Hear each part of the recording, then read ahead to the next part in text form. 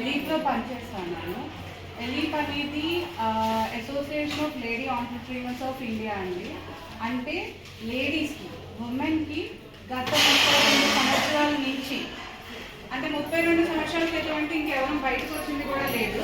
32 సంవత్సరాల నుంచి పారిశ్రామికవేత్తలుగా ఎలీప్ అనేది వాళ్ళకి కావాల్సిన సదుపాయాలన్నీ కూడా 32 సంవత్సరాల నుంచి ఇస్తుంది. ఆ ప్రకారమే 3 ఇండస్ట్రియల్ పార్క్స్ ఓన్లీ ఉమెన్ కోసమే ఏర్పాటు చేయడం జరిగింది.